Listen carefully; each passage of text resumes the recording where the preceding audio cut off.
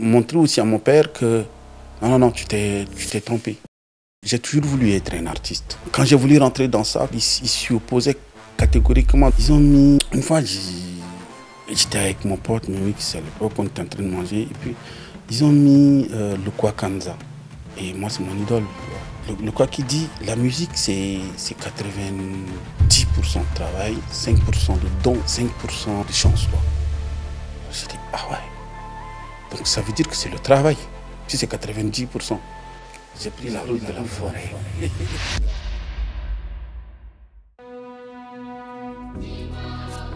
Mesdames et vous tous, messieurs, bonjour ou bonsoir selon l'heure à laquelle vous nous voyez.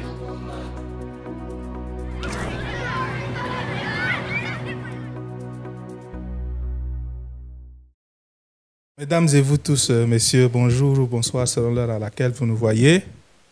J'ai l'honneur, le privilège, le plaisir de recevoir quelqu'un que j'ai l'impression de connaître depuis très longtemps. Et avant de continuer, je dois vous dire, quand je dis souvent que je suis stressé ici, ou quand je transpire, je pense que je n'ai jamais transpiré, je n'ai jamais stressé autant de recevoir quelqu'un. Mais si je suis autant stressé, c'est justement un témoignage à l'influence extrême qu'il est pour moi déjà, en tant que quelqu'un qui, comme j'ai dit, qui le suit depuis très longtemps. Mais aussi, c'est une influence énorme sur une génération. Pas seulement d'artistes, mais une génération qui a grandi et grâce à lui a pris conscience qu'il faut revendiquer. Il faut parler d'un certain nombre de choses et il faut surtout avoir l'audace de prendre la parole. Ça, c'est déjà une victoire qu'une génération a eue grâce à des gens comme lui qui ont dénoncé beaucoup de maux de notre société à travers l'art de façon générale et très spécifiquement à travers la musique. Si vous me suivez ici, vous savez, et je l'ai dit, je pense, à presque tous les numéros de Blédard Podcast, quand je parlais de musique, j'ai toujours dit que mon groupe préféré de tout le temps, c'est Yélène. Et si j'aime Yélène autant, c'est parce qu'elle a eu... La musique de Yélène n'était pas seulement des mélodies à mes oreilles, mais c'était comme une sorte de symphonie douce pour mon âme. Et donc, moi, j'ai beaucoup aimé cela. Et c'est pour ça que je vous dis que je suis stressé parce que j'ai l'impression de rencontrer quelqu'un qui est un héros.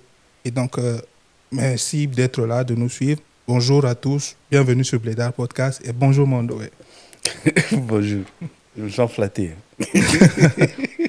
Bonjour Salim aussi qui est là avec nous aujourd'hui, qui est le compère de toujours. Donc Salim et moi, on est là sur la plateforme depuis longtemps.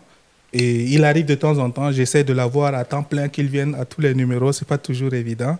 Mais Salim, bonjour et bienvenue encore sur Blédard Podcast. Bonjour Eric, bonjour Mondoé, c'est un grand plaisir d'être là et tu as quasiment arraché tous mes mots de tout ce que je devais dire par rapport à Mondoé et on va découvrir tout à l'heure dans ce podcast. D'accord, merci. On va garder notre structuration habituelle. Et donc, en première partie, on va parler avec Mondoé de qui il est, de l'homme, de l'artiste aussi.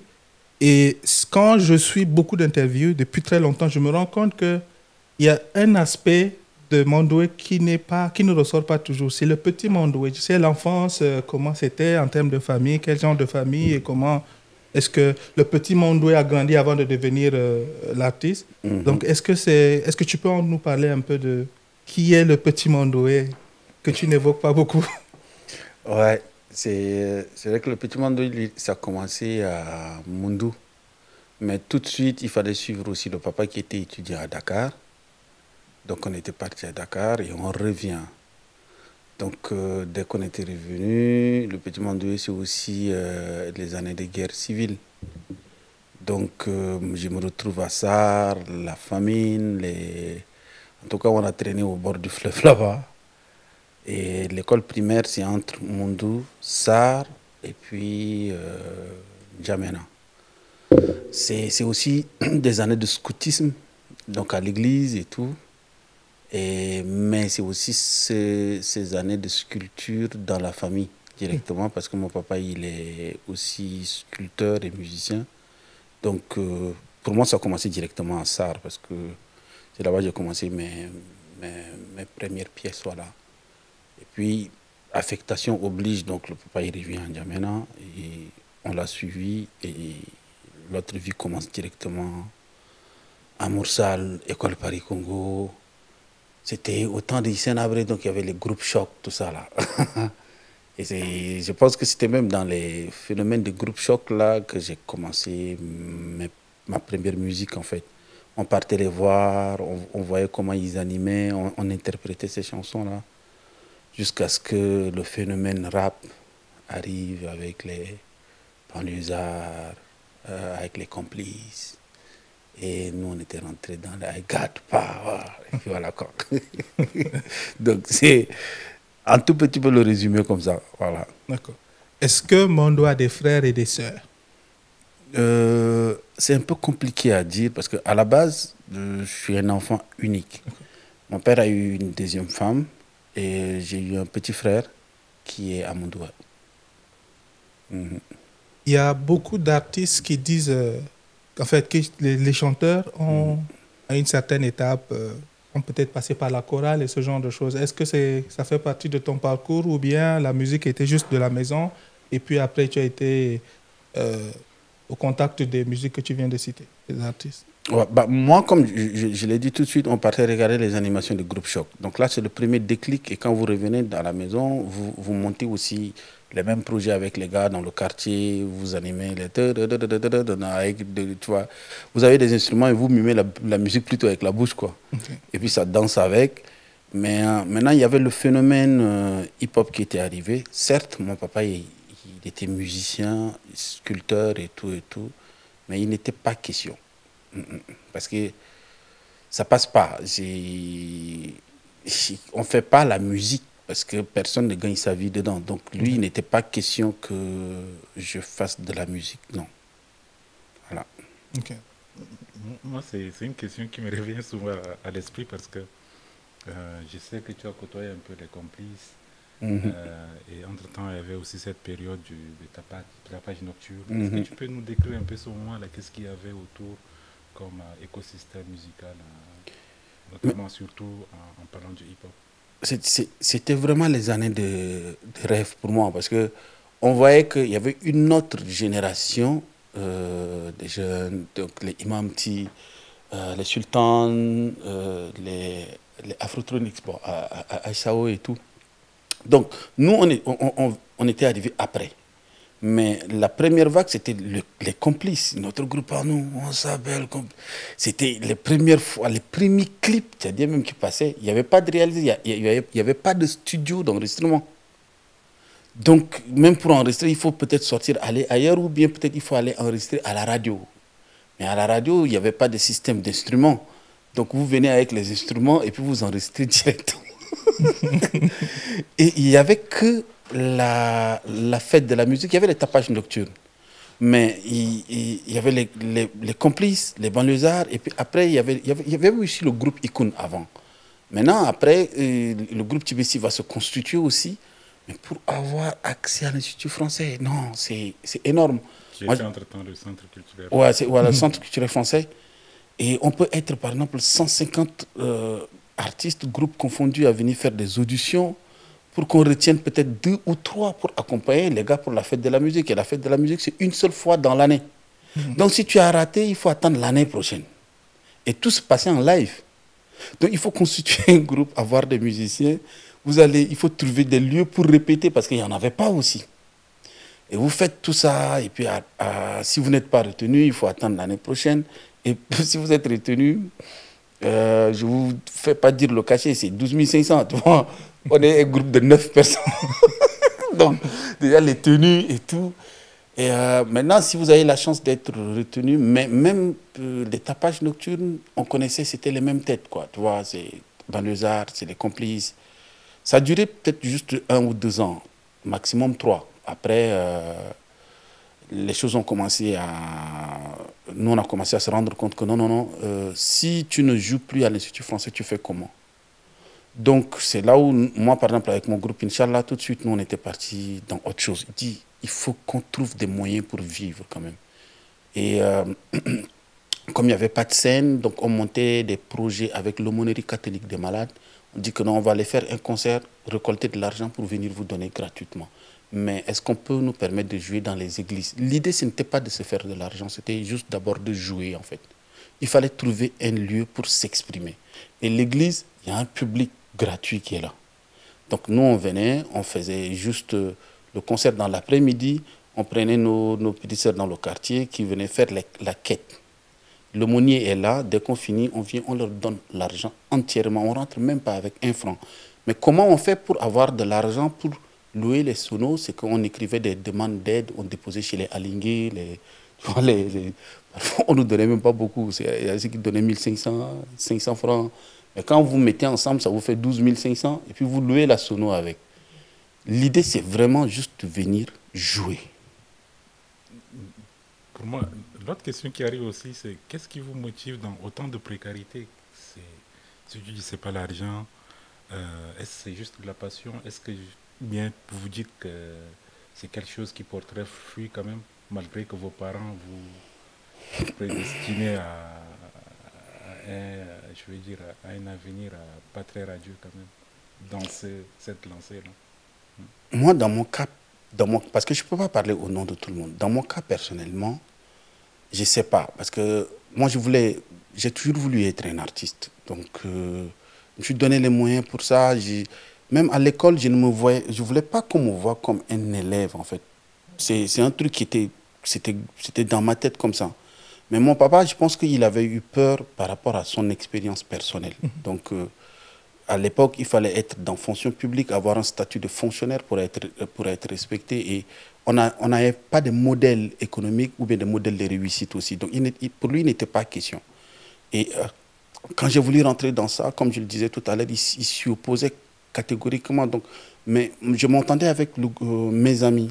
Donc, c'est moi, j'étais sculpteur, je travaillais, j'achetais le piano, j'achetais les trucs pour qu'on puisse travailler. Mais mes amis, ils étaient à l'école. Et donc, c'est compliqué. Sincèrement, c'est très compliqué. Eux, ils voulaient juste vivre une vie de rêve, de star, tant. Mais moi, je voyais ça en carrière. Donc, ça ne matchait pas, en fait. Jusqu'à ce que je fournis des efforts. Une fois, j'achète la guitare.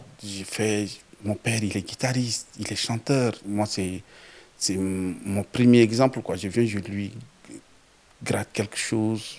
Il me dit, toi, tu seras tout sauf un chanteur. Et puis, continue à sculpter, tu vois. Là, je prends une grosse claque. Et j'explique à mes amis que non, bon, maintenant je vais me convertir en instrumentiste parce que mon père qui connaît de la musique et puis qui me dit que non, moi je serai tout sauf un chanteur, ça veut dire ce que ça veut dire. J'ai pas...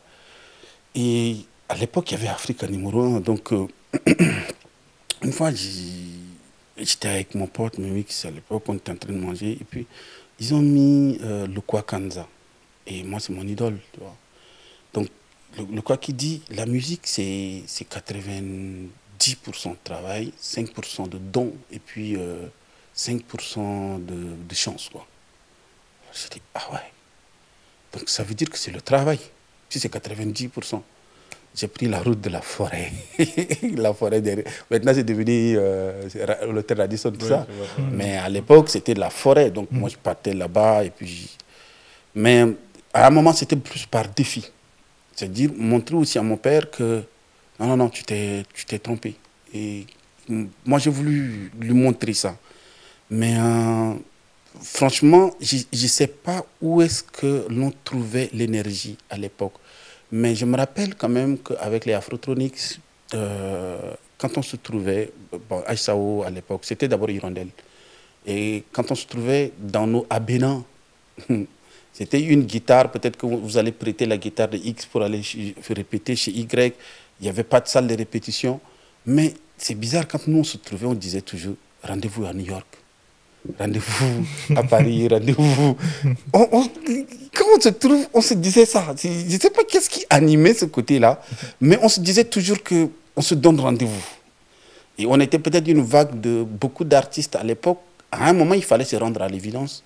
C'est que soit on quittait ou soit on mourait. Donc le choix était clair, on a choisi de vivre. Et toute cette vague-là, de Gospa, tout le monde était parti pour ne pas mourir au Tchad. Parce qu'il n'y avait pas d'infrastructure, il n'y avait rien.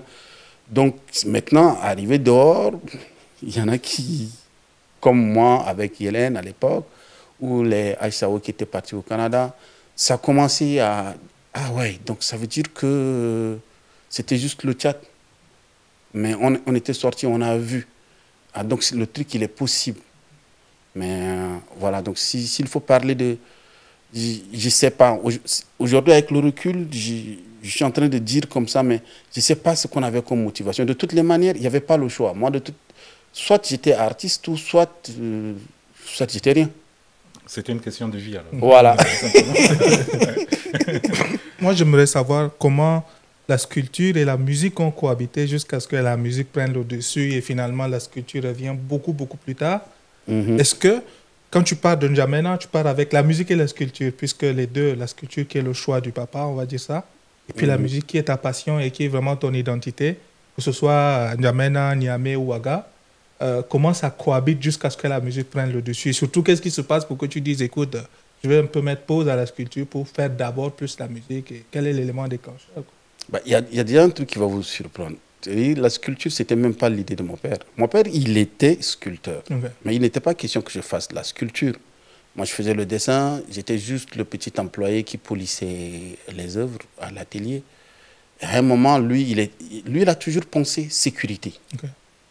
Il ne pense pas bonheur, comme beaucoup de Tchadiens d'ailleurs, ou bien beaucoup d'Africains. L'idée, c'est qu'il faut quand même avoir son truc, être à fonction publique, avoir ça. C'est garanti. Donc, on parle de sécurité, là. Et donc, il m'avait inscrit plutôt à l'école des arts appliqués à l'époque pour que je fasse de la rélure. Tu vois, tu prends le livre, tu dépoussières et puis tu refais. Mais quand tu fais au bout de 2 semaines, 3 semaines, 1 mois, 1 an, c'est bon, quoi. Après, c'est juste pour avoir un diplôme, mais qu'est-ce que j'en fais? Donc moi, la sculpture, je le faisais beaucoup plus parce que ça me permettait de gagner de l'argent. À l'atelier, je faisais les séries d'éléphants, je vendais à 500 francs. Donc ça me permettait de gagner de l'argent. Et c'est cet argent-là qui me permettait aussi d'avoir de l'autonomie. Parce que tout de suite, les choix que je vais faire, comme vouloir devenir un artiste, va me poser un problème. On va me dire, hey, si tu continues avec ce choix-là, tu vas quitter de chez moi. Si tu continues avec ce choix, tu vas faire ceci. Si tu continues avec ce choix. Donc moi, la sculpture m'a permis tout de suite de me dire, ah, je peux gagner de l'argent, me louer une chambre, payer ma scolarité. Mais là, j'ai opté pour les cours du soir. Comme ça me donnait plus de temps pour aller sculpter et pour aller répéter aussi avec mes gars. Donc c'est comme ça que je continue. Mais l'histoire d'aller au Niger à l'époque, c'était parce qu'il y avait le groupe Inch'Allah. Donc il y avait 2, 3 dedans qui voulaient aller faire des études. Donc on profite, on va, bon, ok, on va au Niger. Mais pour partir au Niger, il n'y avait pas d'argent pour aller au Niger. Et moi, je me rappelle qu'il y avait le lit de ma mère, c'était son lit conjugal qu'elle m'avait donné. Elle me dit, je sais qu'en cas de galère, tu vas vendre. J'ai dit, non, c'est quand même ton lit conjugal, je ne vais pas me permettre de le faire. Mais quand on devait partir au Niger, il fallait 25 000. Mais 25 000, j'ai regardé tout ce que j'avais comme mobilier ou meuble à la maison. Tout ce que j'avais comme richesse là. La seule chose que je pouvais vendre et puis avoir 25 000, c'était seulement le lit. Donc j'ai dû vendre ça pour payer ma cotisation pour aller au Niger avec le groupe. Mais c'est arrivé au Niger que là, ça va prendre, ça je vous épargne cette partie parce qu'on arrive, un groupe tchadien, après il y a des étudiants, c'est un peu compliqué. On croit toujours que quand on va arriver, on va continuer à faire les études et puis aller faire la musique. Mais ça, c'est quand socialement vous êtes assis. Voilà. Et nous, c'était un peu compliqué. Donc, les étudiants sont partis dans les universités. Et nous, les artistes, on s'est retrouvés dans des coins artistiques. Et c'est ce qui a fait que, finalement, le groupe se disloque là-bas. Donc, qu'est-ce que je fais? Soit je retourne au Tchad. Moi, il n'était pas question de retourner au Tchad. Soit, quitte à ce que je meure, je préfère même mourir ailleurs. Parce que de toutes les manières, je mourrais déjà là-bas. Donc, pour moi, il était question de partir. Mais c'est là où mon pote Memix, qui était Mas, et qui était en Côte d'Ivoire, au Burkina, qui me dit, si tu peux venir, parce que tu es sculpteur, et ici c'est le pays de la sculpture, et voilà. Donc, je débarque là-bas, effectivement, directement dans une fondation qu'on appelle la fondation Oloroun, c'est que des sculpteurs. Mais bien avant ça, j'arrive aussi dans une communauté tchadienne, où il y avait des étudiants. Tous ceux qui connaissent Ouagadougou savent qu'à Zogona, il n'y a que des étudiants. Et puis moi, je débarque là et là. Mon pote, il me dit de venir, mais ce n'était pas bien reçu. Parce que les étudiants, il y en a qui ont bien accepté, mais il y en a aussi, pour eux, un artiste, ça représente un peu la honte, quoi, tu vois. Ça vient pour gâter le nom, donc il fallait cotiser pour me rapatrier. Je dis, mais je fais quoi? Après, mon pote qui me dit, mais tu es venu pour te chercher, donc il faut que tu continues. Et du coup, j'ai dû quitter le Zogona pour aller à... J'ai trouvé la fondation Oloruna Gungé, donc je débarque là-bas. Il y avait un Français qui avait cet espace-là, donc il y avait des jeunes aussi en difficulté qui sont logés, nourris là-bas et tout. Moi, j'intègre l'espace et tout de suite, là, je fais vraiment la sculpture pour gagner ma vie. Et c'est vraiment grâce à la sculpture, ça m'a permis toujours d'avoir les pieds sur terre parce que au moins tu vends une sculpture, tu pouvais gagner de l'argent. Et donc, c'était un choix d'abord il faut vivre pour pouvoir exercer la musique.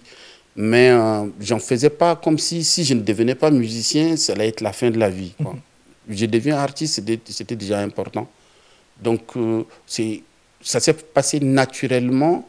Je gagnais déjà ma vie avec. Après, on a même les premières motos, on a payé ça. Quand j'ai rencontré Smarty, on a commencé le projet Yellen. Comment tu rencontres même Smarty?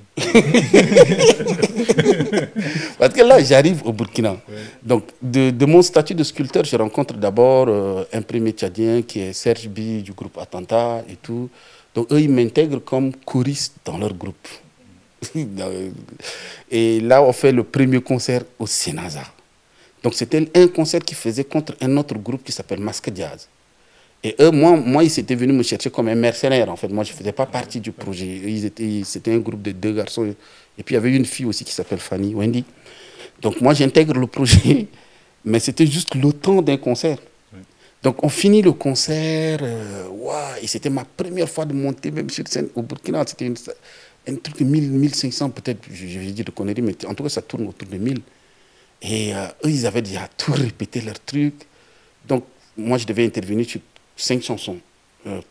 Donc, le reste, j'étais pas dedans. Et on me dit, non, mais tu montes sur scène avec nous. Je dis, mais je fais quoi pendant ce temps? Il me dit, non, il faut danser. Je dis, moi, je connais mon talent en tant que danseur. Je suis tellement nul. Qu'est-ce que je vais foutre sur la scène en tant que danseur? Donc, je monte sur scène. On me dit, non, non, non, non. Je m'arrête là, puisque ce qui est intéressant avec le rap, tu peux faire. Tu vois, tu vois. J'ai fait 1, 2, 3 pas après, j'ai dit non, je me trouvais tellement ridicule que je retourne dans les coulisses. Donc quand je suis retourné dans les coulisses, là maintenant ma chanson où je devais intervenir commence. Heureusement que j'avais le micro à chef. Donc je voulais sortir et là, les gars me disent, tu vas où? J'ai dit non, je monte sur scène, vous ne m'avez pas vu tout de suite là. Il dit, t'étais là, t'as fait quoi? T'as foutu quoi, mec? Tu veux repartir pour faire quoi? Donc, il me bloque. Et là, on met le beat, et c'est là où je balance le de Awatu, là. Je balance là-bas, donc c'est le public qui a fait wow! Et là, les gars se sont écartés. Quand je suis sorti, je ne suis plus reparti, tu vois. C'est à partir de ce jour-là que moi, on découvre qui je suis, et puis je rentre dedans. Et or, à ce même concert, Smarty aussi était passé par là. Mais c'est plus tard qu'il y avait des projets qu'on appelle Faso Connection, donc on va m'appeler pour que je lui fasse un refrain, le sentier de la tragédie sur un de ses textes. Donc on fait cette chanson et puis la chanson marche tout de suite. Mais on ne se connaissait ni d'Adam ni d'Ève avec le mec. On n'était pas des potes d'enfance, on n'avait aucune histoire. C'est ça qui est... Mais ça match tout de suite.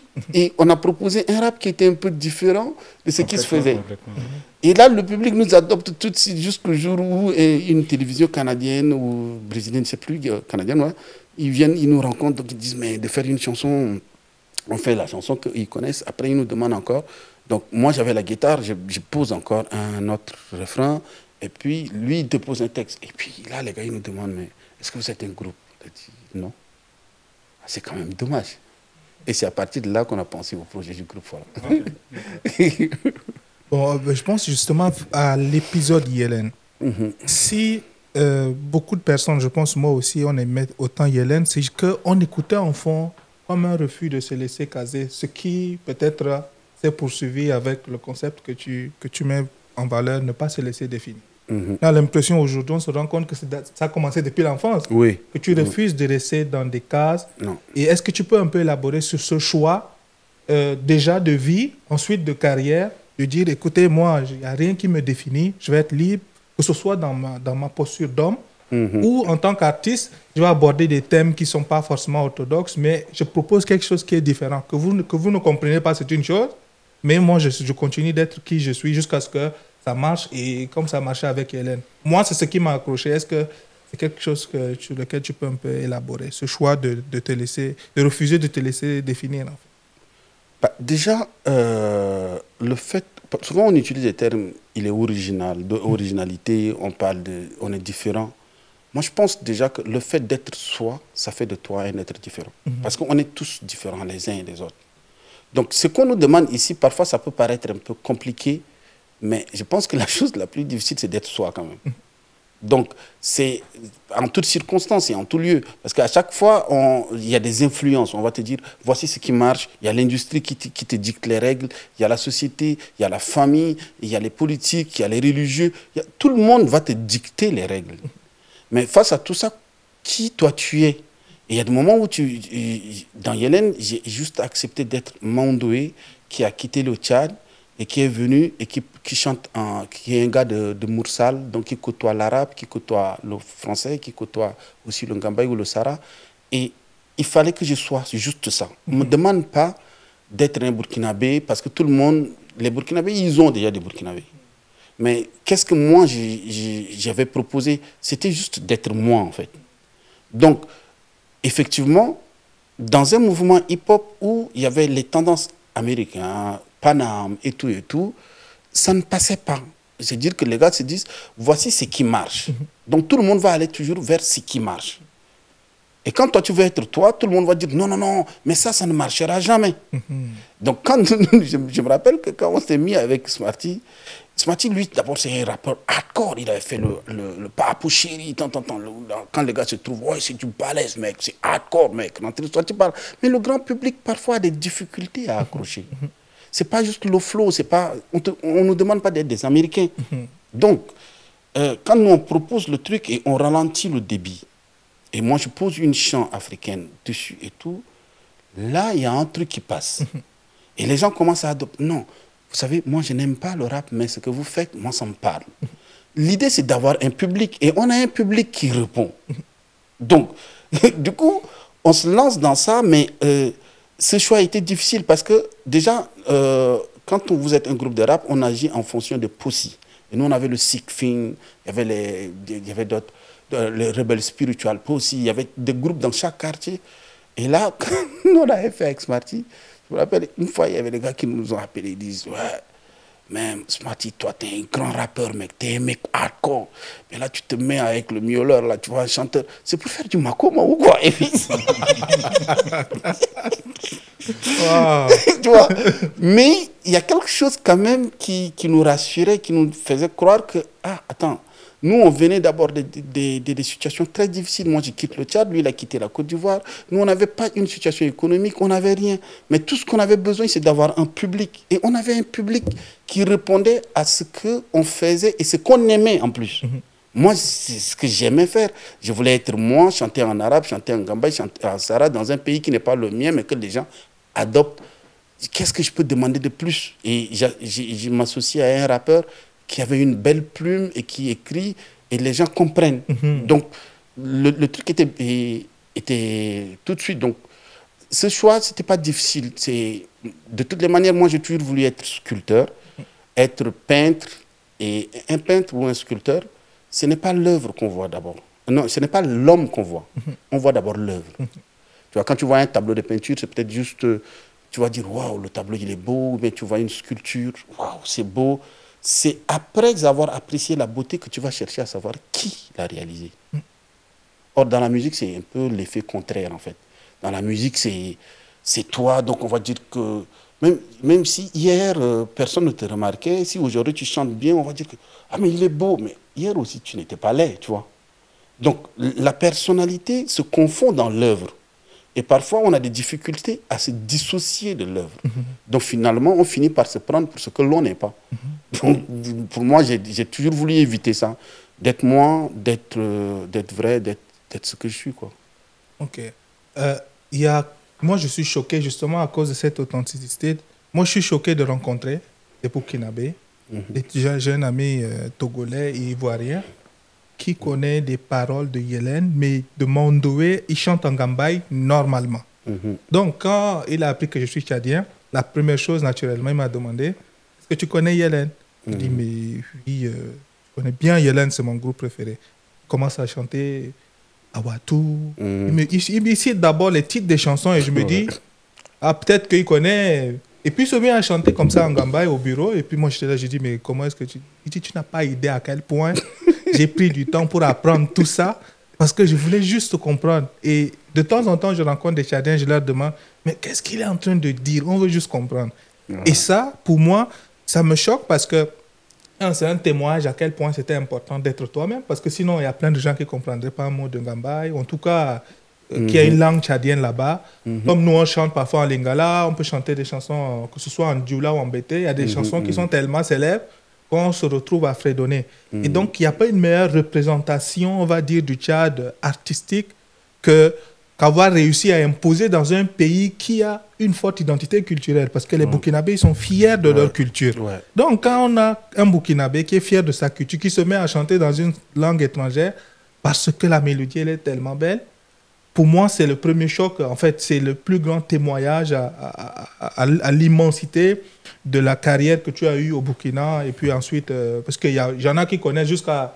Après Yélène, c'est des fans à vie de Mandoé. Donc, je pense qu'il y a un public qui est conquis. Est-ce que tu peux un peu élaborer sur, par exemple, quelques temps forts de Yélène, on va dire ça comme ça, que ce soit les premières grandes scènes, les studios au début, comment c'était... Une fois que ça explose, en fait, est-ce que... Parce que pour moi, c'est plus grand que... composait déjà parce exactement. Que cette alchimie qu'il y avait entre, soit, je suppose, le Bambara, le Gambaye, souvent le français, l'arabe. Comment ça se faisait, en fait? Bah, déjà, moi, j'étais le grand frère, donc je prenais presque tout. Même le nom Yélène, c'est moi qui l'ai proposé. Ça veut dire quoi, derrière? Yélène, ça veut dire lumière, en fait. Et pourquoi lumière? Lumière en Bambara. Il fallait mettre la lumière peut-être dans nos vies déjà. C'était juste ça. Et on n'écrivait jamais ensemble. Moi, j'étais dans mon coin et lui, il était dans son coin. Et donc, dès qu'on se trouve, lui va me dire, j'ai un tel texte, est-ce que tu as quelque chose pour accompagner? Dès que j'écoute le texte, je dis, ah, j'ai aussi un truc comme ça. Et on commence d'abord les premières séances, c'est au studio avec Smokey. Et là aussi, c'était quand même très, très difficile. Comment arriver à sortir cet album-là? Non, ça, je vous épargne les détails parce que c'était des... Et puis nous, on ne se connaissait pas, comme je l'ai dit. C'est-à-dire, on n'était pas un groupe d'amis. Donc, c'est les circonstances qui ont fait qu'on s'est mis ensemble. Et pour sortir cet album, c'était un accouchement très, très difficile. Sauf que ça sort et ça devient un succès phénoménal. Ça aussi, il fallait... Quand tu ne t'attends pas à cette lumière-là, et tu te retrouves devant les projecteurs, c'est comme si tu quittes l'obscurité et tu es devant les projecteurs. Ça ne fait pas que illuminer ton visage, mais ça peut aussi éblouir. Ça, souvent, on ne se rend pas compte de ça. Donc ça, c'était quand même des choses qui étaient très, très difficiles. Mais le fait de se battre pour pouvoir sortir cet album-là, sans argent. C'est-à-dire qu'il fallait qu'on aille faire les tournées des marques de cigarettes. On a fait 10 dates à 50 000 francs par date. Il fallait économiser tout cet argent-là pour venir payer. Et puis après, on a juste une partie de l'album. Mais après, il fallait encore sortir, aller faire des spectacles. On n'avait pas d'instru. Il fallait prendre un groupe de musiciens et puis faire le truc. Et tout ça, cette première étape, moi je me rappelle même quand on faisait le lancement à l'ATB, à Gouin, on se retrouvait moi-même, on rangeait les tables, nous-mêmes on fait tout. C'est-à-dire qu'il n'y avait pas... Pourtant on avait quand même un petit staff et tout, mais au four et moulin, on sort le truc. Ça c'est vraiment la première des choses qu'aujourd'hui je garde parce que c'était quand même un moment de résilience assez pur. Après, il fallait attaquer les salles. Tu vois? Donc on attaque directement l'Institut français et là on tombe sur un gars un blanc qui était arrivé à la fin du concert, on tapette et puis qui nous regarde. Je vous amène en Suisse. Ça, c'est le premier concert. On était en 2002, quoi, tu vois. Il dit, je vous amène en tournée en Suisse, là. Donc, il avait plaisanté comme ça. Quand tu les regardes, il ne ressemble à rien. Toi, tu vas nous amener où? Et dans l'amusement, 2 ou 3 jours après, il nous demande d'aller faire nos passeports. On a fait nos passeports. Et puis après, il nous donne une avance de 2 millions. Et puis après, pour vous préparer et tout. Et puis, il nous prend pour 45 jours en Suisse. Ah, c'était notre première fois même. Et puis, on était passé par Paris. Donc, on a pu même voir la Tour Eiffel, faire des photos là-bas. Et puis, avant de continuer en bus à Altenac, en Suisse allemande et tout. Donc, ça, c'était quand même la première étape. Après, il y a eu aussi l'étape du stade qu'on a fait, gros challenge, 17 000 personnes, après une tournée dans 18 villes quand même. On avait fait deux stades, ouais, à Bobo-Dioulasso et puis à Ouaga. Ça, c'était en 2004. Et puis... il y a beaucoup de choses, parce que c'est en 10 ans, donc on a vécu beaucoup de choses. Nos premières tournées au Canada, les premières tournées en Hollande. Non, on a vécu tellement de belles choses. En 10 ans, on avait l'impression d'avoir vécu toute une carrière en 10 ans. Et puis avec 5 albums, avec beaucoup de chansons, donc il y avait beaucoup de belles étapes. Ouais. Voilà. Il y a beaucoup de belles étapes. Et j'hésite de poser la prochaine question parce que c'est comme si on me demandait à quelqu'un d'évoquer son Goumen, en fait. Pour moi, il y a la fin de Yélène. Pour moi, c'est comme si c'est un Goumen personnel. Moi qui connais quasiment toutes les chansons, qui les ai écoutées, jusqu'aujourd'hui, j'ai que Yélène sur mon Spotify. Il y a beaucoup eu de...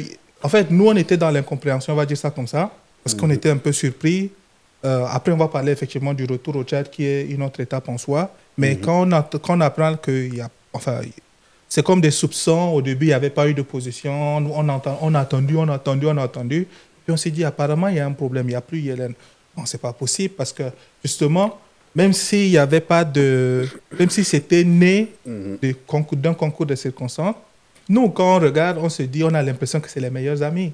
Parce que quand Mando et Smarty arrivent au Tchad pour des activités et des concerts, ils sont toujours ensemble, ils parlent toujours ensemble. Donc pour nous qui regardions... Qu'ils ont fini par devenir des bons amis. Oui, c'est après qu'on a fait. Par la force des choses. Donc à la fin de ça, c'est vraiment en tout cas un cambouis de sentiments qui était difficile à digérer. Et beaucoup plus tard, on va dire, peut-être même récemment seulement, il y a eu des explications par rapport à certaines circonstances que peut-être, bon, je ne pense pas, si tu le souhaites, tu peux revenir dessus. Mais pour moi, c'est...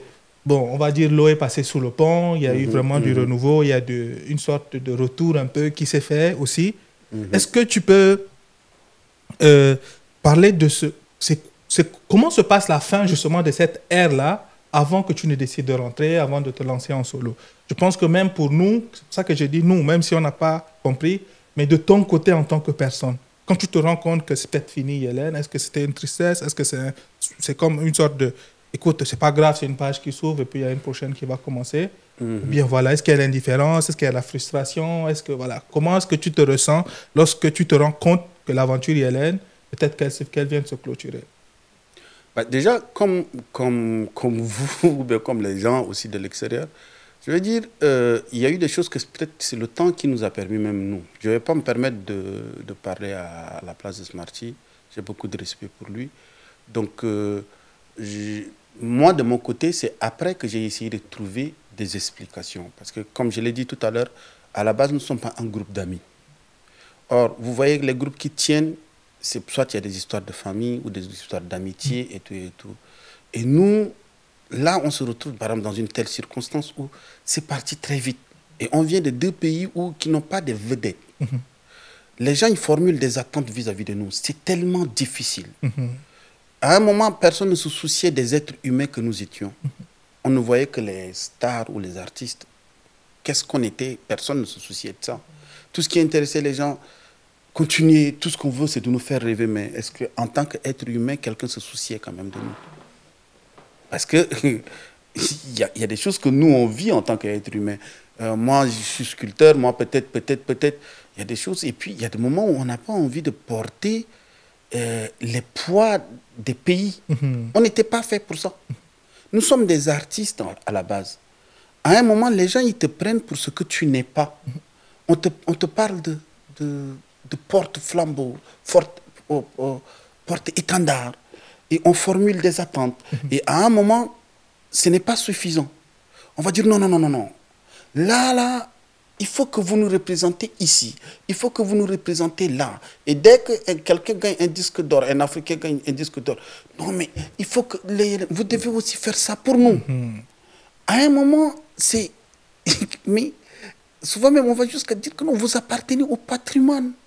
Le gros souci, c'est que quand on parle de patrimoine, c'est que parfois c'est entretenu par l'État. Ici, là, moi, je dois aller payer mes factures, moi, je dois... Donc, il y a eu tellement d'attentes, il y a eu tellement de choses. Et est-ce qu'on avait les épaules larges pour ça? Non, je ne crois pas. Je ne crois pas parce que si on était encore des amis d'enfance, qu'on avait des histoires, l'amitié allait prendre le dessus, mais ce n'était pas le cas. Et moi, je suis originaire d'un autre pays et quand c'est comme ça, parfois, ça va aller très vite. Et tout ce que je sais, c'est qu'on n'avait pas les épaules larges. Je pense que nous-mêmes, on n'avait pas su gérer. On a essayé, c'est longuement après qu'on a essayé de comprendre, mais qu'est-ce qui a pu se passer? On a essayé de trouver des explications. Je suis sûr que Smarty, il en avait bavé aussi de son côté. Moi aussi, parce que après, quand tu vas retourner au Tchad, waouh! Là, tu vois qu'il y a des gens qui sont en colère. On n'a jamais eu des vedettes. Pour une fois que toi, tu rehausses l'image, tu vas abandonner tout ça pour devenir comme tout le monde ici. Tu vois, en fait, il y a de la colère. Parce qu'il y en a qui se disent, on te voyait, ça nous donnait espoir pour devenir encore un jour comme ça. Et là, tu viens du... Est-ce qu'ils n'ont pas un peu aussi raison? Parce que tout à l'heure, tu disais, oui, tu étais parti parce qu'il fallait partir ou mourir. Est-ce qu'ils ne voient pas que, effectivement, là, tu reviens mourir là au Tchad? Mais justement, c'est que en fait, il y a aussi une petite différence. Quelqu'un qui va dehors et qui arrive, par exemple, à réussir sa vie dehors, tu sais, dehors, rien n'est acquis. Donc, je suis sorti et puis j'ai vu que non, finalement, il y a même des choses qui sont possibles aussi. Peut-être que c'était au niveau des attentes. Et les temps aussi ont changé. Avant, il n'y avait pas de studio, il n'y avait pas d'infrastructure, il n'y avait rien.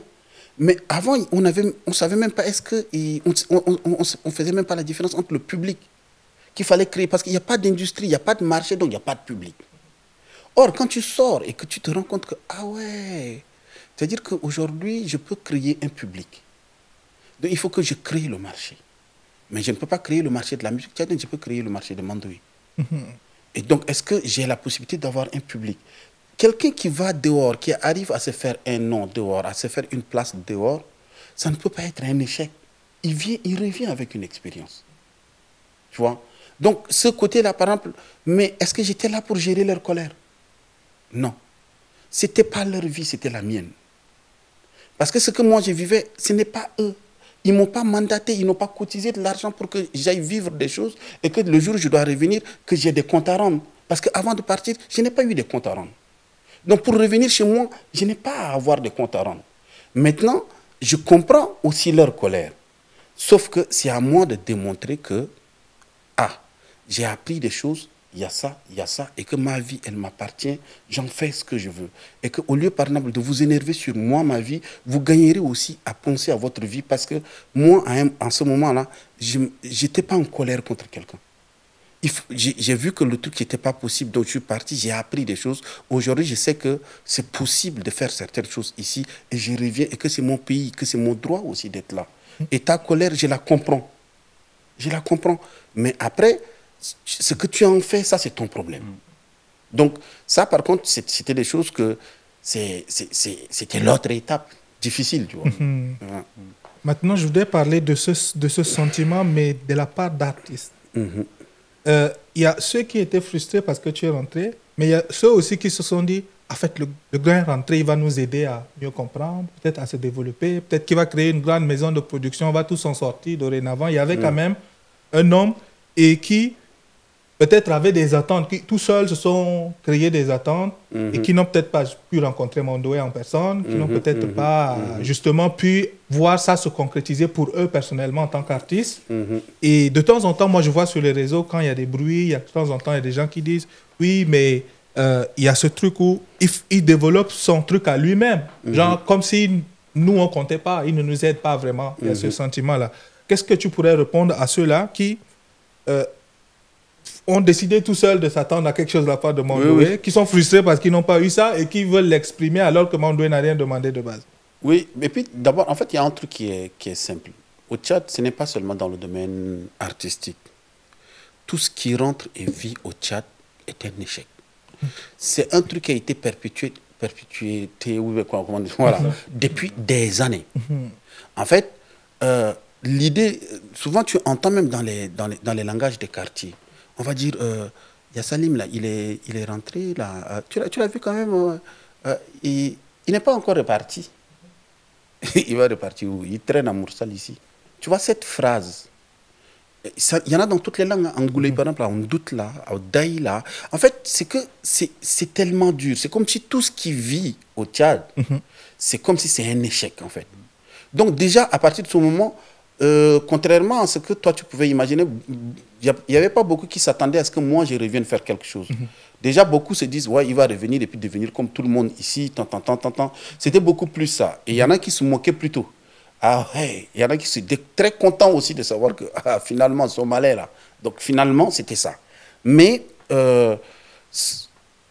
par rapport à ça, moi, je n'ai pas vraiment de leçons à donner.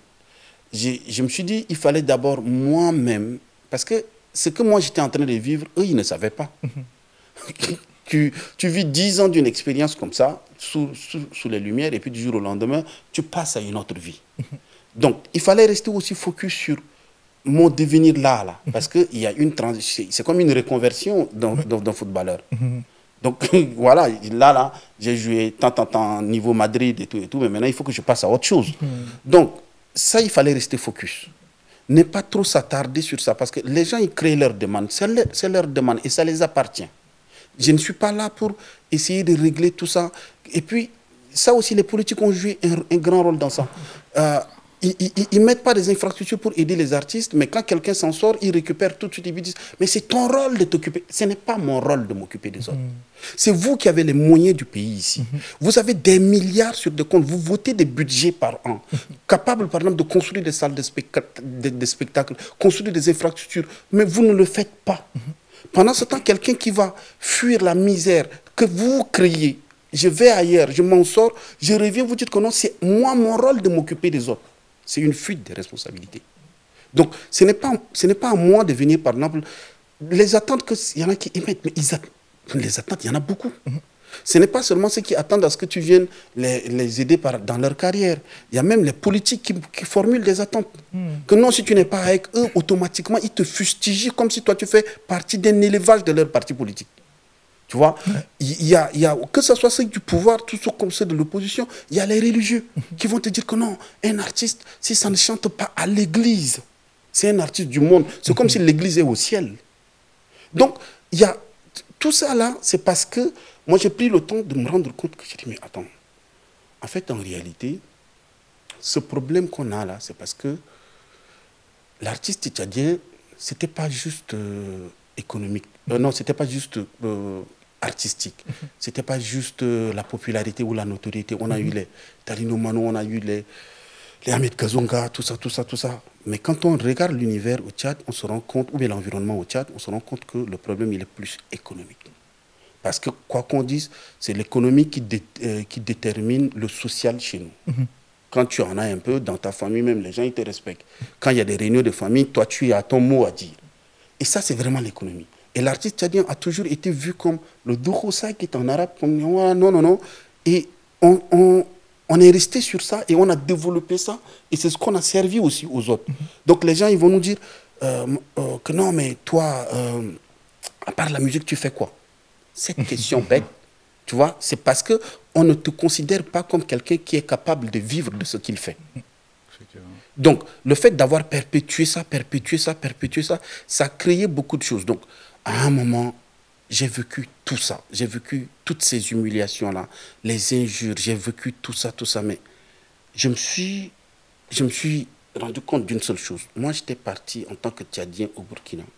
Qu'est-ce qui a fait que j'ai pu monter ce projet-là avec Smarty? C'était le travail. Mais justement, de toutes tes années, Yélène, permets-moi de revenir là-dessus parce que nous, tout ce qu'on voit, c'est tout le succès avec Yélène, tout ce que vous avez eu comme succès et tout.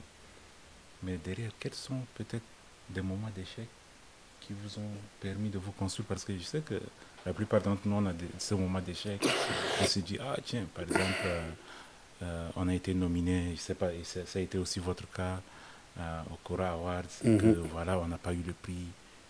Comment est-ce que vous êtes ressorti un peu plus fort de ce moment d'échec? Déjà, justement, c'est que il a parlé d'attente ici. quand tu ne formules pas des attentes, c'est-à-dire que moi, dans ma tête, déjà, je vais dans un pays comme le Burkina. Le fait qu'on m'a déjà accepté, adopté et tout, je ne peux pas me mettre dans une position de demande. Ce qui nous arrivait, par exemple, à l'époque, quand tu vas au Coran, déjà être nominé au Coran, c'est énorme pour nous déjà. Donc, on ne va pas prendre ça comme un échec. Quand on te dit, par exemple, on fait toute une tournée, on finit peut-être 17 villes ou bien 18 villes au stade avec 17 000 personnes et qu'on n'a pas gagné de l'argent en tant que tel à la fin parce qu'on s'est fait entuber. Mais il fallait regarder le bon côté. Aujourd'hui, 15 ans après, peut-être on parle de cette tournée. Mais ceux qui ont bouffé l'argent, on ne parle pas d'eux. Donc, c'est toujours regarder le bon côté des choses. Et c'est cette expérience-là que moi, même quand je voulais finir avec toi tout de suite, je disais que quand je retourne maintenant au Tchad, pour avoir vécu tous ces moments-là, on a vécu des choses. C'est-à-dire qu'au Burkina, il y a des moments où on voulait lancer un album, par exemple, on se retrouve avec tous les médias contre nous. Et puis on dit, mais là, on fait comment? On dit, on laisse les médias. Et puis on attaquait les collèges et les lycées. Et puis on faisait... C'est-à-dire que nous, on ne se laissait pas faire. On dit, quand on nous ferme les portes ici, on ouvre de l'autre côté.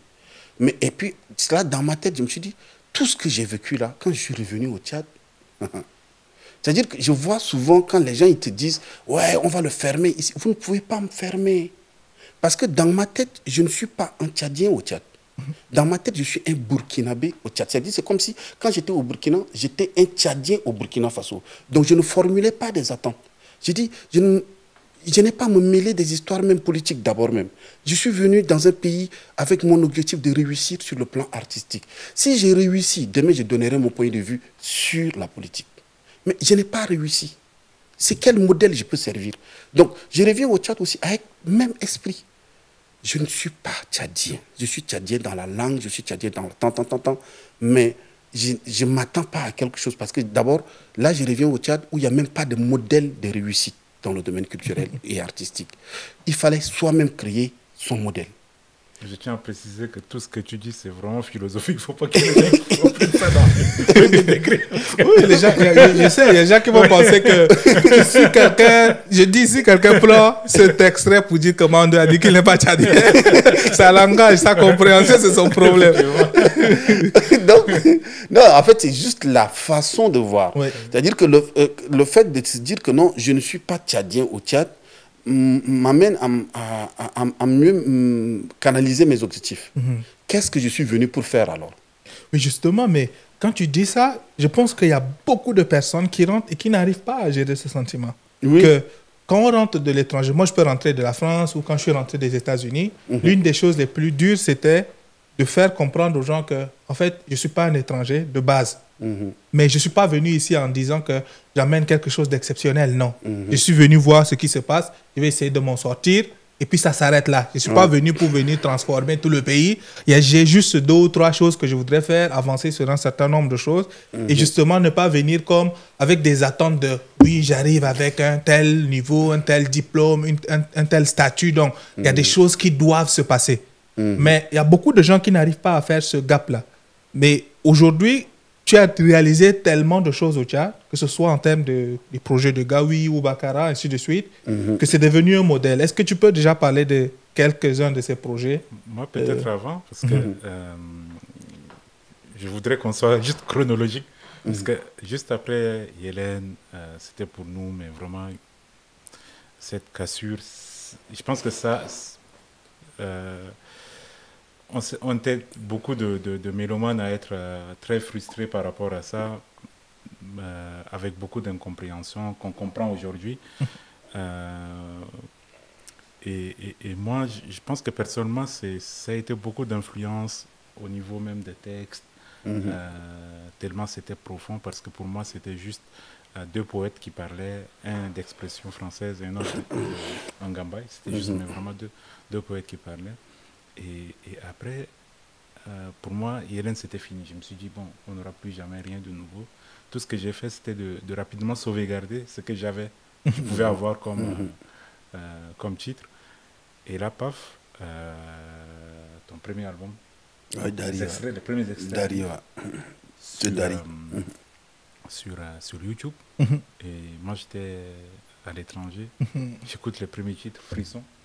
on s'est dit, mais on a une chance. Irène est partie, mais on a quand même toujours Mandoé qui est là, mais qui revient un peu plus fort. Qu'est-ce qui t'a inspiré, Dari? Bah, déjà, c'est un projet que j'avais commencé au temps de Yélène quand on était venu pour le cinquantenaire. Donc j'ai réuni quelques artistes tchadiens et puis j'ai gardé juste le titre. Mais c'est que les gens peut-être ne savent pas de nous, c'est qu'on avait déjà des carrières en fait. On avait déjà, c'est Smatic, c'est quelqu'un qui a déjà toute une carrière. Ce qui fait que Yélène n'existe pas, mais qu'on continue à avoir des carrières, c'est parce qu'on avait déjà des carrières bien avant. Et moi, j'utilisais peut-être même le 1/10 de ce que je faisais dans Yélène, parce que j'enveloppais juste les refrains. Je ne pouvais pas dire tout ce que je voulais dire même d'ailleurs. Parce que j'ai eu des chansons que j'ai mis aussi en stand-by et tout, parce qu'on avait un projet en commun et tout. Donc, c'est que de cette étape, il fallait juste faire les chansons. Mais j'avoue que quand un projet finit comme ça, tu vois déjà, même vous, des années après, vous revenez sur le sujet. Donc, les gens de l'époque, ça ne peut pas comprendre ça. Il y avait de la colère, il y avait de l'incompréhension et il y avait le refus même de ce que nous sommes devenus après. Il y avait des gens, non, non, non, moi, ce que vous faites, c'est bien, mais tant que ce n'est pas vous deux, ça ne passe pas. Tu vois, parfois, quand les gens y parlent, ils ne se rendent même pas compte du degré de ce que ça peut représenter pour nous. C'est-à-dire que tu es là, on te dit, ce projet de deux là, ce n'était pas toi qui avais pensé ça, c'est nous qui avons pensé ça. Du jour au lendemain, peut-être que ça ne matche pas, ou bien peut-être qu'on avait envie, parce que moi, je considère aujourd'hui avec le passé, Yélène comme un projet. Et qui dit un projet, il y a un début, il y a une fin. Tu vois. Donc, est-ce que ça doit nous empêcher, par exemple, de continuer ou d'avancer ou de vivre? Et est-ce qu'aujourd'hui, ce que nous sommes devenus, peut-être chacun dans son pays, est-ce que ce n'est pas intéressant? Parce que c'est quand même des expériences qu'on a partagées. Aujourd'hui, on peut mettre au service de nos pays. Donc, c'est pour peut-être, je ne sais pas s'il faut rester dans la chronologie, mais si je peux, par exemple, directement avancer sur ce que lui, il a avancé par rapport au projet et tout et tout. Donc, ce n'est pas juste que je quitte Yélène et puis je monte le projet au nom de l'art. Hein. C'est-à-dire, entre-temps, j'ai monté des projets dans le Poitou-Charentes, j'ai monté un groupe là-bas, j'ai monté d'abord un premier festival. Et donc, j'étais dans Neige au Sahel et tout. Et là, j'étais à peu près dans l'utopie de beaucoup de ceux qui rentrent de l'étranger, qui disent on va venir changer les choses. C'est une erreur. Parce que quand tu arrives... C'est bien de le dire. Hein. C'est bien de le dire. Voilà, parce que beaucoup, quand on arrive, non, on va venir révolutionner les choses, là, on va changer les choses. Mais tu arrives et puis parfois tu te rends compte qu'il y a des gens qui ne veulent même pas de changement. Il t'a dit qu'il veut un changement. Que lui, il est bien là où il est. Et puis toi, tu dis non, il faut qu'on change des choses. Est-ce que lui t'a demandé ça? Donc, c'est là maintenant où tu vas commencer à te heurter à des barrières. Et là, tu prends quand même une dose d'humilité. Parce que là, tu te rends compte que non, non, non. En fait, les gars, même, ils se disent qu'on n'a même pas besoin de toi. D'ailleurs, on t'aimait bien quand tu n'étais pas là. Voilà. Et donc, maintenant, après, c'est là où moi, j'ai commencé à me créer des philosophies. Parce que je me suis inspiré de la première étape. Quand j'ai fait le truc, je monte Neige au Sahel et tout et tout. Et du jour au lendemain, j'ai tout le monde contre moi. Et puis on dit que non, tu es seul contre tout le monde, c'est que c'est toi le problème. Donc, je prends le recul. Je m'installe quand même 3 ans en Côte d'Ivoire, je prends le recul et je me rends compte que non, c'est mon pays quand même. Et ce que aujourd'hui j'ai en main, là, je sais que si j'arrive avec beaucoup d'humilité et puis je peux proposer quand même quelque chose. Donc, j'ai pris le temps quand même de mieux observer les choses. Donc, c'est là où je reviens avec une autre philosophie. Pas d'attente, ni des politiques, ni de la famille, ni de la religion, ni des amis. C'est-à-dire que tout ce que j'ai à faire, c'est de venir proposer un projet artistique. D'abord, je commence par les enfants, je commence par les femmes, essayer de changer maintenant de langage. Et puis, ne pas être dans le jugement aussi. De dire que non, en ce moment, le seul langage qui passera, c'est juste de déposer un modèle. Une fois que les gens... Parce qu'ils vont toujours tendance à dire que lui-même, il parle beaucoup la même langue. Il a fait quoi? C'est vrai. Voilà. Donc, voilà, quelqu'un qui a des problèmes, quelqu'un qui a faim, toi, tu vas lui dire que non, j'ai fait des concerts. C'est quand le ventre est plein. Donc, les gens, ils ont d'autres problèmes. Donc, il fallait d'abord penser économie. Et là, c'est là maintenant, ça commence. Et là, tu te heurtes à beaucoup de barrières. Comme je le disais tout de suite, il y a politique qui est là parce que le pays ne va pas bien ou bien n'allait pas bien. Donc les gens aussi avaient des attentes. C'est normal, tu comprends. Au niveau de la religion, c'est normal, tu comprends. Au niveau des familles, il y a normal. Il y a tes factures, il y a même ton bailleur qui t'attend. C'est normal tout ça. Mais toi, il faut que tu arrives à vivre de ton métier. Donc c'est là où il fallait être un peu réaliste. Est-ce que c'est possible d'avoir un public en étant au Tchad? J'ai fait mes calculs et j'ai trouvé que c'était possible. On ne me demande pas d'avoir les 17 millions de Tchadiens. On me demande juste d'avoir 100 000 Tchadiens capables d'aimer ce que je fais et capables de sortir 1000 francs. Ça me fait 100 millions. C'est à ma portée. Donc c'est là où je me suis dit, non, non, non. Attends, j'ai vu au Burkina, c'est comme ça. Il y a des artistes qui n'ont même pas de carrière internationale, mais qui sont des multimillionnaires au Burkina. C'est-à-dire que le gars, il arrive juste à avoir ces 1 million de personnes au Burkina capables d'aimer ce qu'il fait et capables de sortir 1000 francs, ça lui fait 1 milliard. Donc, le modèle économique, pour moi, il est clair, quoi, tu vois. Donc, à partir de ce moment, je ne me suis plus attardé sur lui. Il y a des moments où, quand on m'insulte, ça m'atteint parce que je suis un être humain. Mais j'ai dit, les pauvres, ils ne savent même pas. Ils t'attaquent pour rien. Alors qu'il y en a même qui vont dire, ouais, parce que là, tu as la possibilité de parler de la situation du pays, mais tu ne parles pas, que tu te considères comme un neutre. C'est toi, tu es complice. Vous connaissez les vrais problèmes. Allez-y là-bas. Pourquoi vous vous acharnez sur moi? Moi, j'ai un objectif, c'est d'abord de venir créer un modèle économique autour de mon métier. Parce que c'est celui qui vit qui peut lutter. C'est celui qui vit qui peut aimer. C'est celui qui vit qui peut... Je ne vis même pas. Un artiste tchadien, c'est considéré comme un cas social. Donc vous demandez aux cas sociaux de penser aux autres cas sociaux. Ce n'est pas possible. Il faut d'abord exister. Et ça, moi... J'en ai ramassé. J'ai eu des injures entre les pseudo-intellectuels, les pseudo-philosophes. On m'a traité de tous les noms. Mais je ne me suis pas laissé définir. J'ai dit, de toutes les manières, ce n'est pas eux qui ont le monopole de ma vie. Ce n'est pas eux qui m'ont construit. Ils ne sont pas Dieu pour moi. Donc je suis resté focus. Et Dieu merci, ça va. Et est-ce qu'on peut rentrer un peu dans le modèle que tu as pu mettre en place? Parce qu'on parle de la maison de Agile, on parle du nom de l'art. Je pense qu'au nom de l'art, il y a beaucoup de séries. Hein. Oui, oui. Jacques, je suis curieux, c'est quoi le prochain? Mais peut-être que tu nous diras ça à un moment. En fait, moi, l'une des choses qu'on a eu comme difficulté quand les Cadeau était là, Christian était là, Kandé était là, c'est justement les difficultés qu'il y a en termes d'accompagnement institutionnel. Est-ce que tu as pu avoir des entités, que ce soit nationales, ou je sais que l'IFT est souvent impliqué dans le domaine artistique au Tchad de façon générale. Je sais qu'il y a des missions diplomatiques aussi, ambassade de France, AFD, c'est quoi, de DAD, et d'autres instituts en tout cas qui mettent un peu en exergue cette diplomatie culturelle. Est-ce qu'il y a ces partenaires qui ont au moins accompagné, que ce soit sur le plan technique ou financier, les différents projets que tu mènes au Tchad? En tout cas, moi, il y a un mot qui me paraît intéressant ici, le mot accompagnement.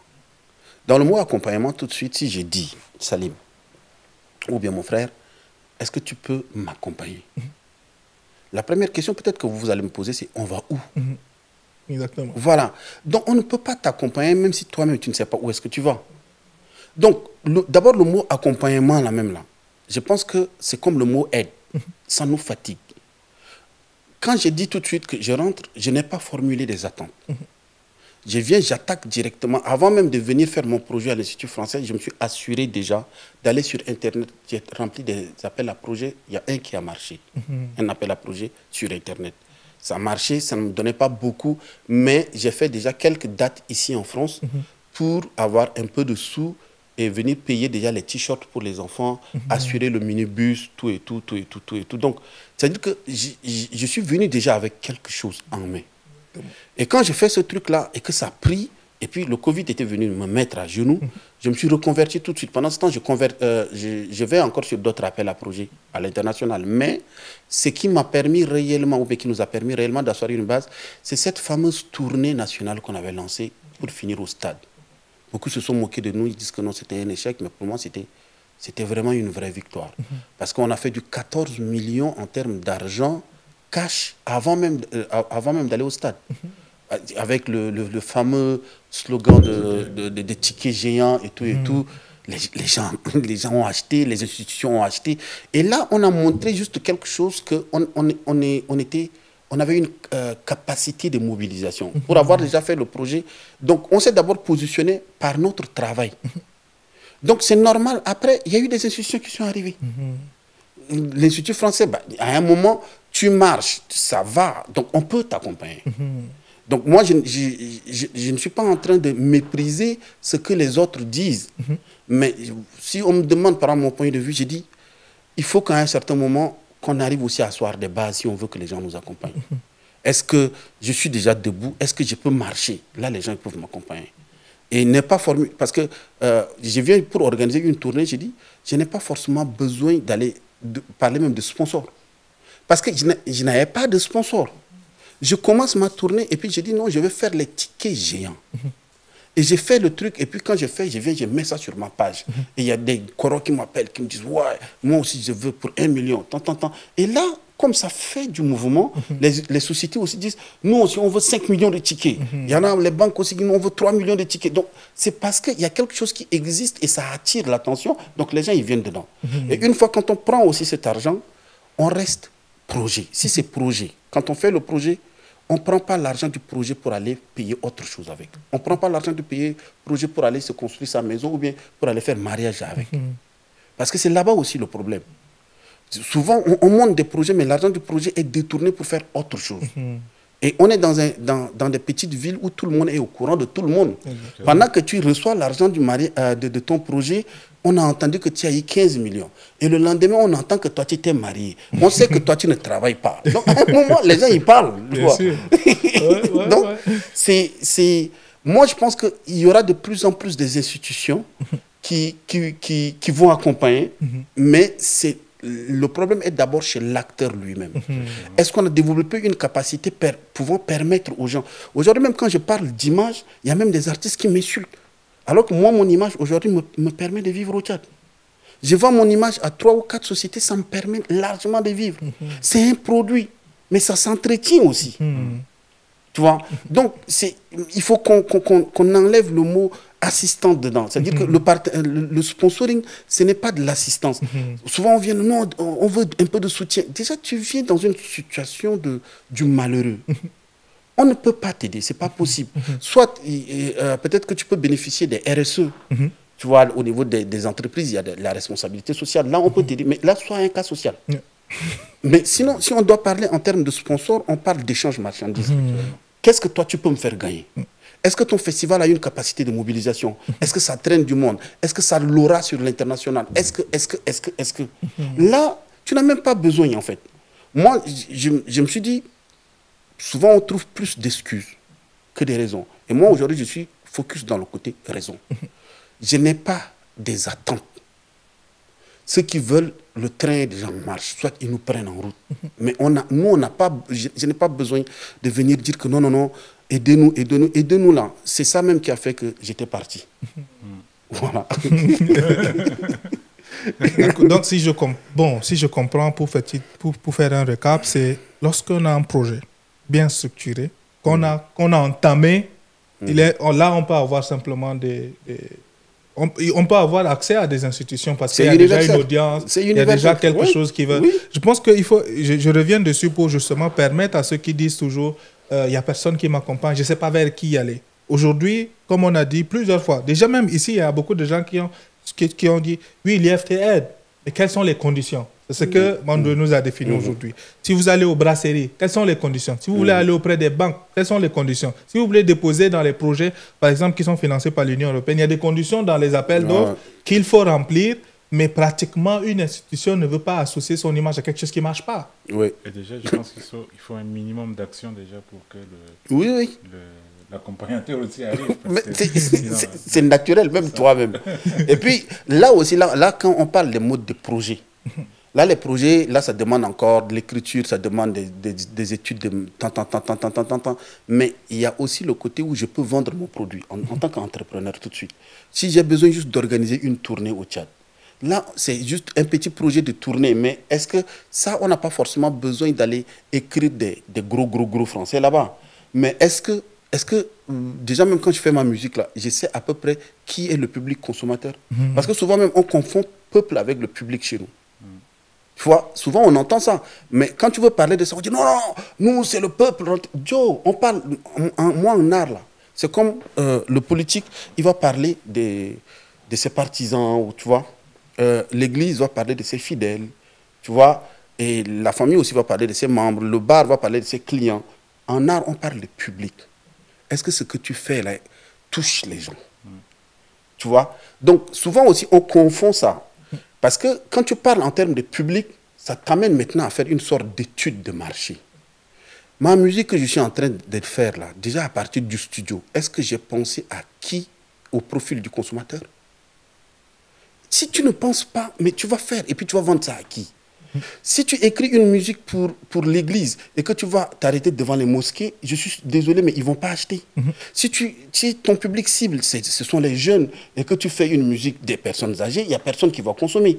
Donc, il faut penser produit. Et dès que tu penses produit, c'est à qui je dois le vendre, où je dois le vendre et comment je dois le vendre. Maintenant, quand tu sors ton produit, tu dis que non, le public est jeune. Est-ce que tu es sûr que les jeunes au Tchad arrivent à produire entre 1000 francs ou bien 2000 francs le mois? Et ici, oui. Il y en a combien qui peuvent produire cet argent-là? D'ailleurs, quand tu parles des jeunes et d'autonomie financière, c'est ce que tu as lancé au nom de l'Art Talent, qui visait un peu l'autonomisation des jeunes. Et tout ça. Est-ce que tu peux nous raconter un peu plus, parler de ce projet? Oui, parce que chaque année, on lance des projets, puis on quitte et puis on va à autre chose. Parce que le constat qu'on a fait, ça c'est en parlant de ça là, on se rend compte que, ça c'est après la tournée, on se rend compte que si on a amené les institutions ou bien les hommes d'affaires à acheter des tickets, c'est parce que les jeunes ne produisent pas de l'argent. C'est une vérité. Voilà. Quand ils vont te dire que nous, notre nombre fait notre force, c'est bien pour les meetings, mais ce n'est pas pour la consommation d'art. Je suis désolé. Il faut arriver à dire les choses cash aux gens. C'est-à-dire que si on a par exemple 1 million de jeunes qui arrivent à travailler et puis à produire ne serait-ce qu'entre 500 et 1000 francs par jour, vous imaginez que ce n'est pas seulement que l'art qui va bénéficier. Même les familles vont bénéficier. Parce qu'un jeune tu as entre 15 et 20 ans et que tu peux ramener par exemple une boule de savon à la maison, tu aides déjà tes parents. Et ce n'est pas parce que ton papa, tu es le fils de que tu ne peux pas travailler. Même les enfants de Barack Obama, ils vont travailler parce que ça fait partie des valeurs. Donc ça aussi, quand on faisait ce projet, on essayait de convaincre, de partager cette expérience-là aux jeunes en disant que tu peux même être à Koumra aujourd'hui. Si tu penses public, convainc d'abord ceux qui sont autour de toi. Si dans une population de 100 000 personnes, à partir de Koumra, tu arrives à avoir même 1000 personnes qui aiment ce que tu fais, capables de sortir 1000 francs, ça te fait déjà 1 million. Donc, si les gens de Koumra, toi tu es de Koumra, tu chantes en Sara, les gens de Koumra même n'aiment pas. Toi tu veux que ce soit les gens de Ngaoundéré qui vont aimer comment? On parle en termes de marché. Donc en marché là, le truc est clair, la chèvre broute là où elle est attachée. Donc si souvent je dis ça aux jeunes, parfois il y en a qui s'énervent, je dis, tu fais musique, même ta copine n'est pas au courant. Mec, il y a un problème. Il faut que tu te poses les vraies questions. Donc, il faut qu'on pense public. Et si les jeunes, aujourd'hui, moi, ce que j'ai envie même de partager avec les jeunes, c'est qu'il ne faut pas qu'on rentre trop dans l'utopie. Parce qu'il y a des pseudo-managers aujourd'hui qui disent que non, ils vont développer la carrière des jeunes artistes. Mais eux-mêmes, ils ont développé la carrière de qui d'abord? C'est quoi le marché international aujourd'hui? Est-ce que le marché l'international, moi je pense même qu'on a ça dans les téléphones. C'est pourquoi Aïcha Tremblay, elle a tremblé dans un village et après elle est partie. Donc grâce à Internet aujourd'hui, le marché peut venir même nous trouver, même si tu es à Doba. Le truc c'est qu'il ne faut pas mettre les charrues avant les bœufs. Aujourd'hui tu peux être un artiste tchadien, vivre au Tchad et vivre de ton métier. Complètement. Parce que d'ailleurs, même quand tu vas venir en France, vous qui vivez ici en France, vous voyez, même pour les artistes français, parfois c'est difficile. Parce que toi-même, il y a tes parents qui sont là, qui comprennent ce que tu... Même les Ivoiriens, quand les gens ils arrivent ici, quand ils font les spectacles, d'abord c'est leur communauté.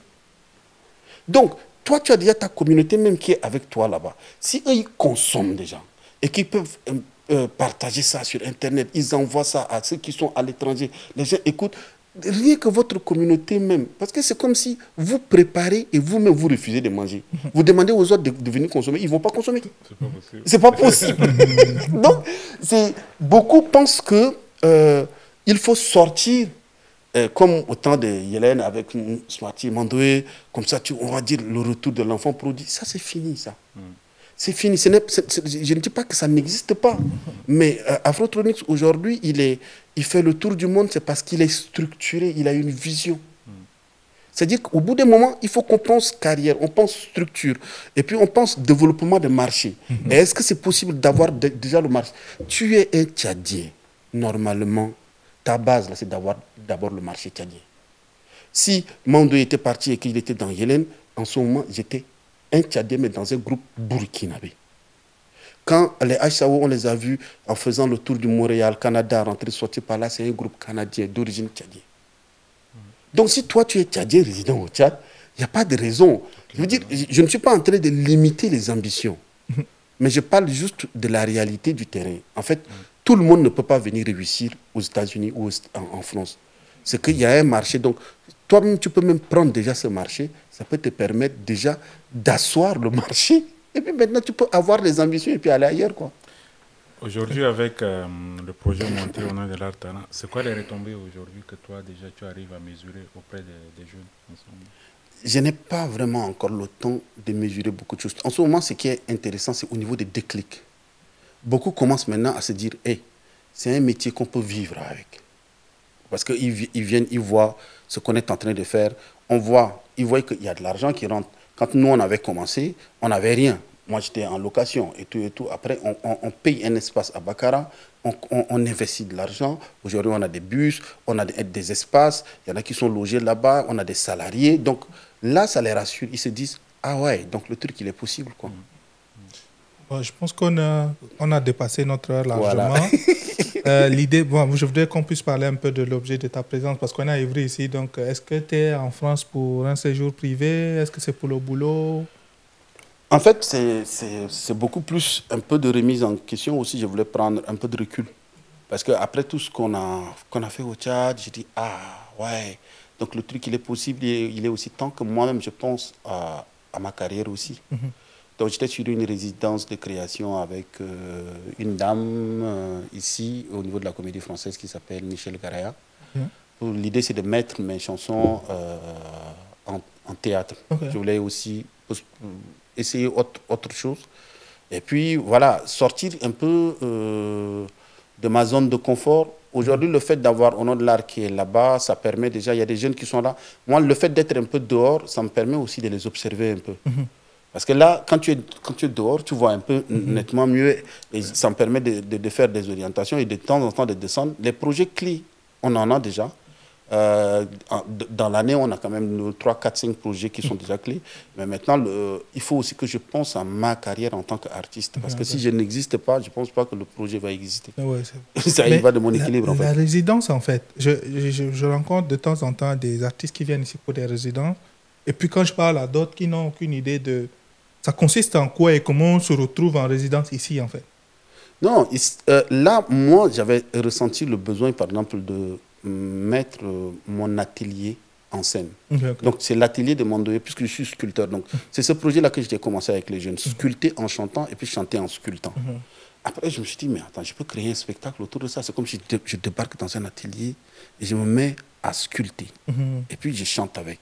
Sauf que, et puis je vois que j'ai quand même plus d'une centaine de chansons que je peux les mettre dedans. Ah ouais. Donc, qu'est-ce que j'ai fait? Je me dis, bon, ok, là, je rentre quand même dans un monde de spectacle, donc de scène. Et il fallait s'adresser aussi aux gens qui maîtrisent un peu le sujet. Donc, c'est comme ça que je suis rentré en contact avec Michel. Et tout de suite, elle a apprécié le projet. Et c'est comme ça qu'on s'est mis ensemble. On a partagé déjà des choses. Là, on est en phase d'écriture. Après, maintenant, on va passer au stade de répétition. Et puis après... C'est un nouveau répertoire? Non. Il y a quelques nouveaux titres dedans. Mais l'idée, c'était de faire, par exemple, un spectacle qui peut être un peu, qui peut être un peu polyvalent. C'est-à-dire qui peut se réinventer à chaque fois. On peut le faire avec des musiciens, tout comme on peut le faire avec de la voix simplement.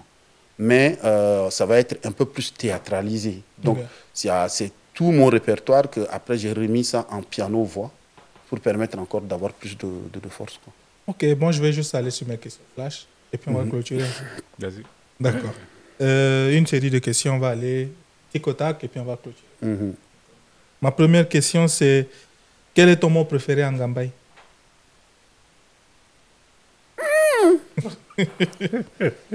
Non, mais en ce moment, je suis plutôt. Ce que j'ai envie de promouvoir, ça va être Mboy. D'accord.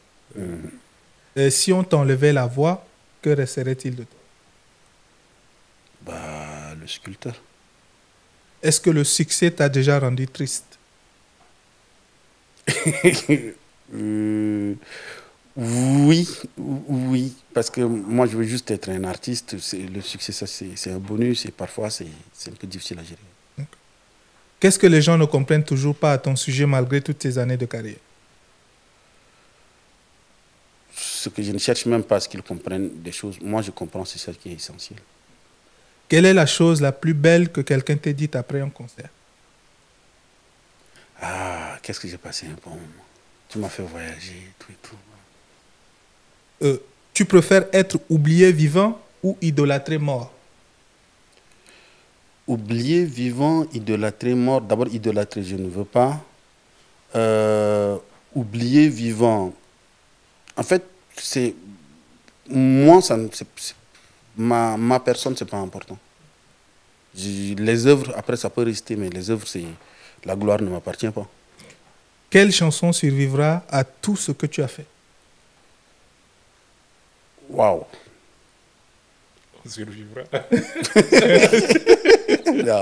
Je pense que j'ai beaucoup de chansons qui peuvent survivre. Hein. Parce que là, je suis en train de constater, depuis que j'ai refait le projet piano-voix, les gens découvrent encore même les anciennes chansons et puis disent ah. Donc, Si tu dois effacer un album de ton répertoire, ce serait lequel? rien, justement. Quand tu as des enfants, c'est à vie. Qu'est-ce que tu ressens quand tu vois une femme potière de la Maison de l'Argile exposée grâce à toi? Bah déjà, j'ai dit pas grâce à moi, mais grâce à elle déjà. Mais je suis content de savoir qu'il y en a qui commencent à vivre de leur métier. Quand tu quittes la scène et que le silence revient, tu ressens quoi exactement? Je ressens le silence. La paix, ouais. Quelle est ta chanson préférée la chanson préférée que tu as écrite? J'en ai pas parce que je les vois comme des enfants, donc je ne veux pas créer de la jalousie. Quelle est la chanson préférée de quelqu'un d'autre que tu aimes, de notre artiste? De notre artiste. Il y a la liberté de penser de Florent Pagny. Ouais, cette chanson, elle me parle en fait. D'accord. La dernière question, c'est, à la fin de tout ça, qu'est-ce que tu voudrais qu'on retienne de toi? Rien. Rien. Les gens, ils peuvent choisir de ce qu'ils veulent retenir, qu'ils retiennent ce qu'ils ont envie de retenir. Moi, je n'ai pas à leur dire ce que... Je ne sais pas ce que je souhaite. En fait, jusqu'à là-bas même, je ne formule pas des attentes, quoi. Merci beaucoup. Merci pour ton ouverture. Merci pour ta disponibilité. Je pense qu'on arrive au terme. Je voudrais te donner un mot de fin à dire. Moi, je suis resté encore... J'ai encore des thématiques. Je sais que si tu es là, je voudrais encore t'inviter pour parler. On peut parler. On peut revenir, on va parler hors caméra, mais je voudrais vraiment qu'ils reviennent encore. On va creuser certaines choses. Aujourd'hui, vu qu'on a une limitation de temps, il y a vraiment des aspects qu'on n'a pas creusé comme on aurait aimé. Je pense que ça allait aussi sur ça. Personnellement, c'est juste déjà le remercier pour ce qu'il est, le grand frère qu'il est, parce que quand même, ça fait... Moi, j'avais quoi, 15 ans que je l'écoute, j'en ai 40, ça fait 25 ans en fait qu'il est resté là. Et j'ai dit, c'est quoi ton secret? On t'écoute toujours avec, tu vois, le même amour et tout. Et c'est aussi quelqu'un avec qui inspire beaucoup à travers tous ces projets qu'il mène, qui essaye de montrer le chemin aux jeunes, surtout avec ce nouveau projet qu'il est en train de mener à Gaoui. On voit vraiment le chat du possible et que surtout on n'a pas envie en fait, on n'a pas besoin d'aller ailleurs pour créer de la valeur, pour créer de la richesse et surtout que c'est dans la résilience aussi qu'on arrive à construire en fait la durabilité. C'est ce que j'ai envie de dire et c'est ce que moi personnellement je garde de Mandoé. Donc merci d'avoir répondu présent Et on espère découvrir très rapidement cette comédie musicale qui est en train de germer. Ouais. En tout cas, c'est moi qui vous remercie. Et comme je le disais tout à l'heure, pour le moment, à défaut de changer le Tchad, donc on va essayer de changer nos vies. Aujourd'hui, le fait déjà d'avoir montré au Tchad que le truc il est possible là-bas, on se dit, hey, on a même notre place sur la scène internationale. Moi, je sais que j'ai ma place. Donc là, en ce moment, c'est pourquoi je suis là aussi, pour dire, hey, on va ramener au nom de l'art aussi ici en France, et puis essayer aussi d'abord de proposer des choses. Donc, il y a des choses en route, et j'espère que on va présenter le Tchad du beau dans le temps à venir, quoi, voilà. Tu vois là, il vient de dire quelque chose où j'ai une question, tu vois. Comment est-ce qu'on va ramener le nom de l'art en France ici? Comment ça va se manifester? C'est pour ça que Joker dis... pour l'instant. Joker, mais je pense que je suis heureux à la fin de cet échange pour beaucoup de raisons. Voici quelques-unes. Les artistes ont ce truc, je parle des vrais artistes, ceux qui sont artistes dans leur âme, ils ont ce truc qui est de... On ne peut pas les mettre dans des cases, on ne peut pas leur dire quoi faire, on ne peut pas les pousser dans la direction qu'ils ne souhaitent pas aller. Et on peut aimer cela, on peut le leur reprocher, mais fondamentalement, c'est pour ça qu'on les admire. Et Mandoué fait partie de ceux-là qui n'ont pas le temps de juste parler pour parler. Aujourd'hui, on suit, c'est un parcours très linéaire.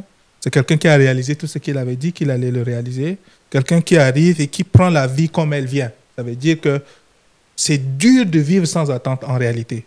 Mais lorsqu'on réussit à le faire, on débloque des choses qu'on ne soupçonne même pas. C'est-à-dire des portes qui n'étaient même pas visibles. On réussit à les voir parce qu'on n'avait pas d'attente. On s'adapte, on s'en sort.